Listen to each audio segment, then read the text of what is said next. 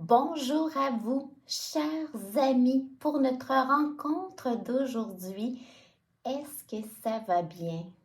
Moi, ça va très bien. Je suis super contente de me retrouver avec toi pour notre rendez-vous pour parler d'un sujet vraiment passionnant, que tout est déjà en toi, que la force, elle est à l'intérieur de toi.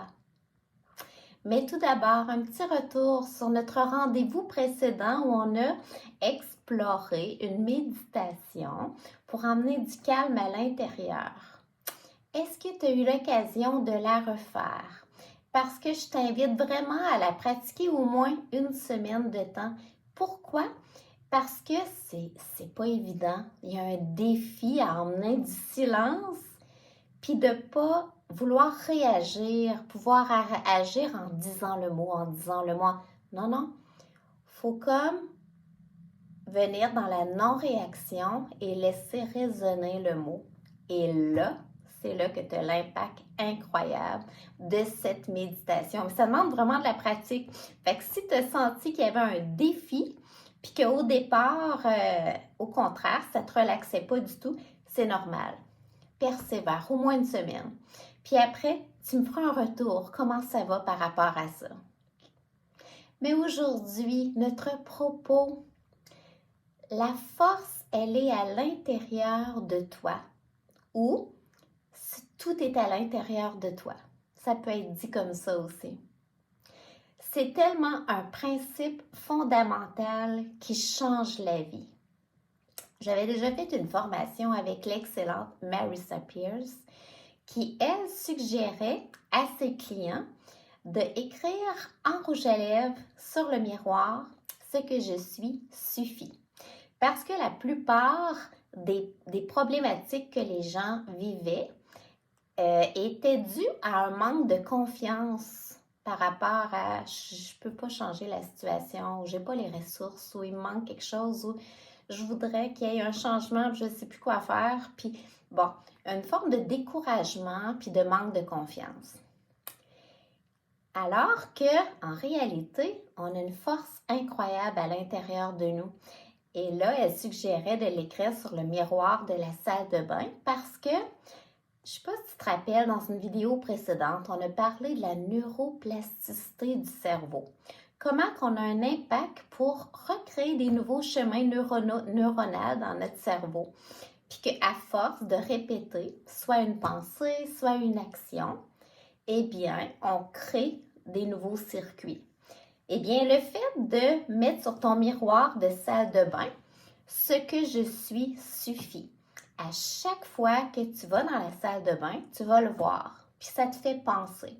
Puis, l'écrire en rouge à lèvres, il y avait un côté artistique qui vient chercher ton deuxième chakra, un côté ludique aussi, qui fait que ça a un bel impact. Et les gens qui viennent chez toi, eh bien, ça a un impact sur eux aussi, là, parce que quand ils vont aller à la salle de bain, ils vont voir l'énoncé, puis ça va les interpeller. Je t'invite peut-être à l'essayer. Moi, je l'ai fait, puis j'ai trouvé ça vraiment agréable. Ce que je suis suffit. C'est important, ça, là. Ça veut dire que tout est déjà en toi. Alors que quand on vit une problématique, souvent, on a le réflexe d'aller chercher des ressources ou des réponses à l'extérieur de soi. Puis là, à ce moment-là, on perd notre pouvoir. On perd notre pouvoir de s'aligner avec nos vrais besoins. Si tu, au contraire, à chaque fois qu'il t'arrive un événement ou quoi que ce soit, tu as conscience que la force est à l'intérieur de toi, eh bien, c'est une force incroyable. C'est une confiance. Une confiance que tu as un pouvoir d'emmener un changement dans ta vie. C'est vraiment important, là, ça, là. Ça veut dire, si on pense, pourquoi se dire ce que je suis suffit? Ou la force, elle est en moi. Le pourquoi, c'est développer notre confiance à pouvoir manifester sur notre vie ou avoir un pouvoir de créer la vie qu'on veut. Fait que c'est vraiment un beau pourquoi. Tu pourrais trouver aussi ton pourquoi si celui-là t'allume pas. Moi, j'aime bien être créatrice de ma vie parce que je me dis, ma vie est entre mes mains. Si je le fais pas, personne d'autre peut le faire. Fait que, il t'arrive quelque chose, de trouver ton pourquoi. Première étape, s'arrêter et respirer. Ça, c'est la première démarche à faire. Pourquoi? Parce que ça va t'aider à prendre un recul. Et le recul, il est essentiel.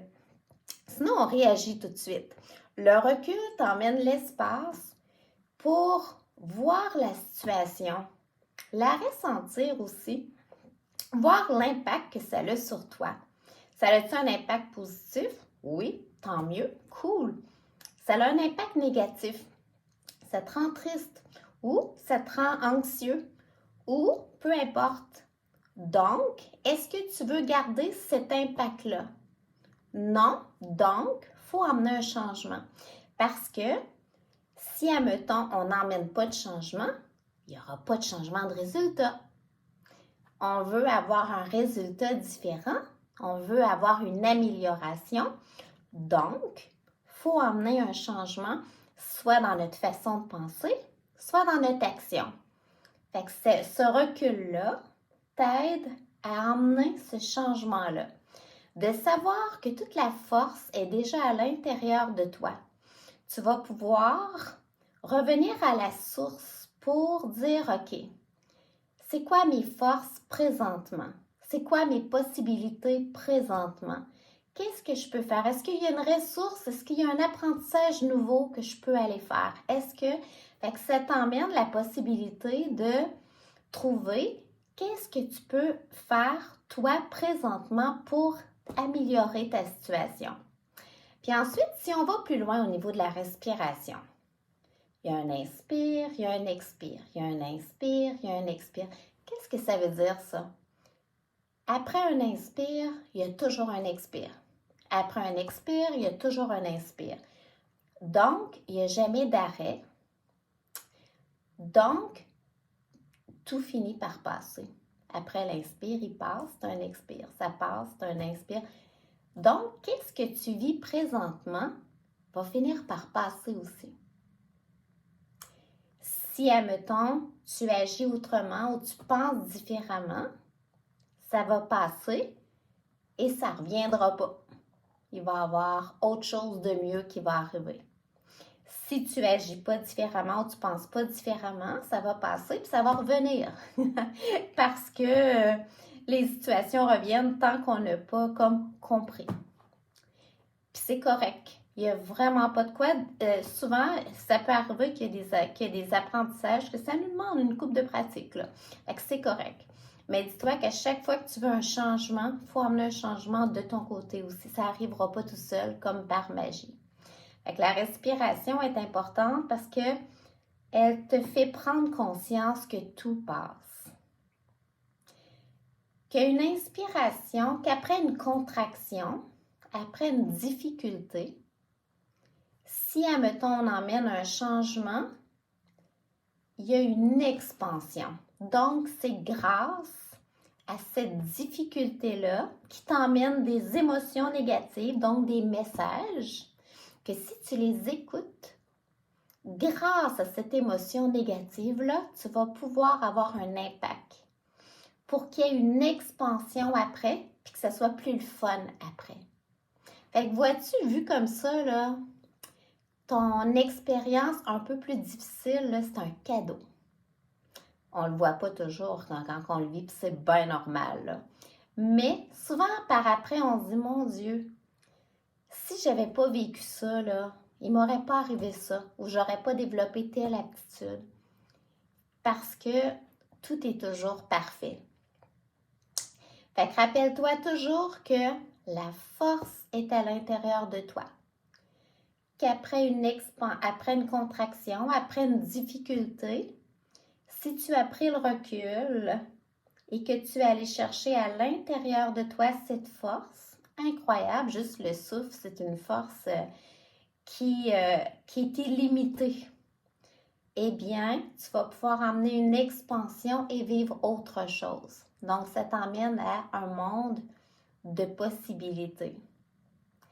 Fait que cette confiance-là que tu développes en prenant conscience que tout est à l'intérieur de toi, te permet d'être en contact avec ce pouvoir de changement, ce pouvoir de création par rapport à ta vie, ton pouvoir de créer ta vie qui te correspond parce que tu es allé voir à l'intérieur de toi qu'est-ce que tu avais besoin réellement.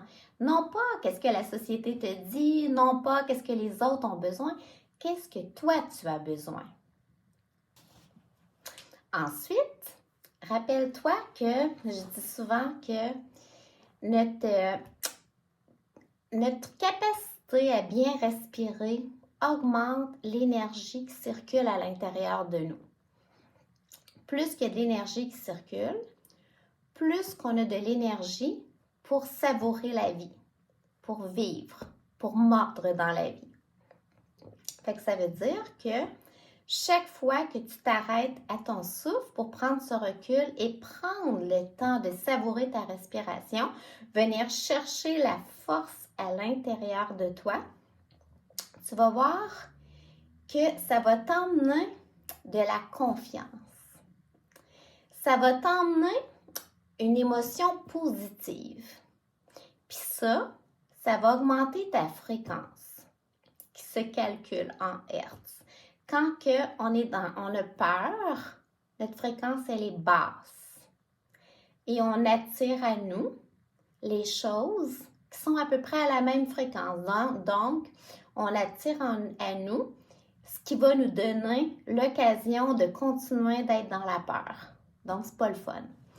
Plus qu'on augmente notre fréquence, comme par exemple en prenant conscience de cette force-là qu'on a de pouvoir avoir un impact sur notre vie, plus que notre fréquence augmente vers la confiance, qui emmène des synchronicités ou des expériences dans ta vie qui vont t'aider à avoir encore plus de possibilités de développer ta confiance. Fait que ça fait boule de neige. Là, tu vas vivre d'autres expériences que tu vas avoir l'occasion d'aller trouver la force à l'intérieur de toi. Donc, augmenter encore plus ta confiance. Donc, emmener un impact aussi dans ton cerveau. Donc, garder cette fréquence élevée-là et t'emmener des nouvelles possibilités qui sont plus fun. Ta vie se transforme tranquillement, pas vite. Et là, comme qu'il t'arrive des événements le fun, t'es content. Tu viens dans la gratitude qui est dans la fréquence la plus élevée.